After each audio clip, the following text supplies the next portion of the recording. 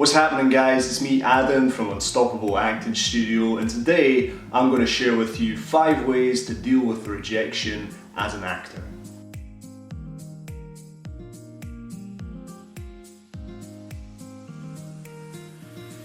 So, if you are an actor who has never faced rejection before in their lives, then I would like you to leave this video right now, because that is not a reality, my friends. Every single actor, no matter how successful they are, no matter where they're at in their careers, will have faced some form of rejection at some point in their careers.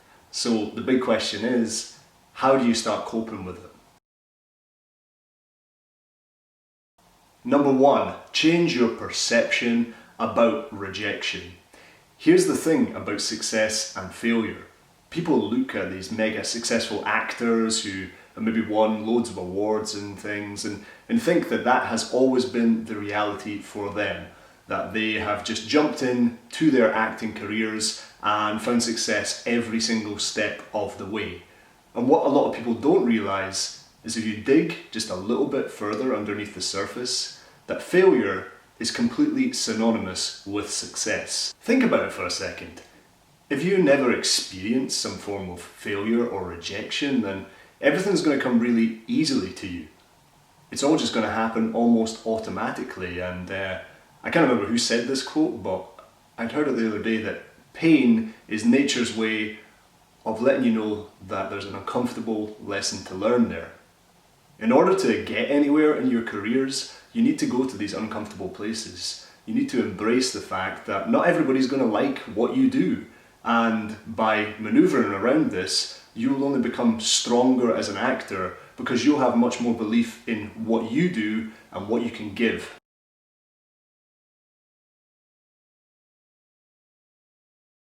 Number 2, you will never fully understand the reason that somebody has rejected you.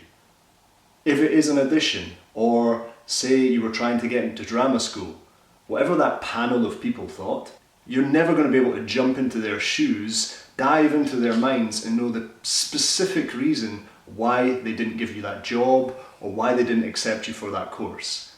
So the very fact that we're never going to know these things, well, wouldn't it make sense just to throw up our hands and accept, I'm not really going to know the reason why I got rejected. You could have been rejected for any number of reasons. I've been rejected for roles in the past based on the colour of my hair, based on how tall I am. These are things that I cannot change. These are just physical facts about me, right? You could have given an amazing performance. They might have loved it, but there might have been a varying degree of factors as to why they said no to you in that moment. This is something I didn't really realise about drama schools. When I was auditioning to get into drama school, I used to think that a rejection was a direct reflection of just me as an individual. But once I got accepted, I started to realise that what this panel from drama school were looking for is they need to get a collective of actors that they can cast in several different plays. So it wouldn't make sense to them if they already had, I don't know, a white Scottish actor as part of their books. If they ended up with 5 more of those, then it might become very, very difficult to start casting plays on the basis of that. So just because you get a rejection is not a direct reflection of your ability, and never think that it's the full picture of what you can do as an actor. It is merely someone's opinion. Does that mean we completely ignore those opinions? Well, not necessarily, but let me talk a bit about that in the next point. Point number 3, be guided by values and principles as an actor and evaluate how you can do things better for the next time.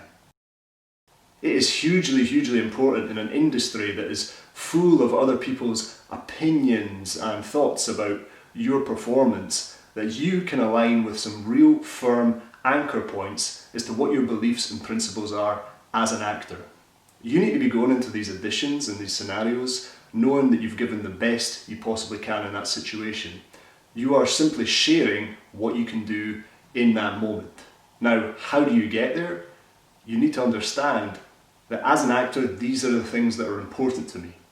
So for example, for me, it is hugely important that I know I've went into an audition situation and I've shared the following things.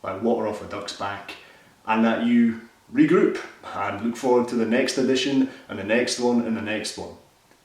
You need to be so thick-skinned to last long term in this industry, and I really hope that some of those points and tips that I've just shared with you in this video are really, really helpful to you as you go forward throughout your acting career and inevitably face some kind of rejection. I would be hugely, hugely interested to hear any experiences that you've had at auditions where you just feel you completely bombed it, how you've dealt with it in the past. Please drop those stories in the comments below. And in the meantime, if you want regular updates on videos to do with acting technique, tips, and having a mindset for success, please make sure you click that subscribe button. I would hugely appreciate it, and I'll see you next time, guys.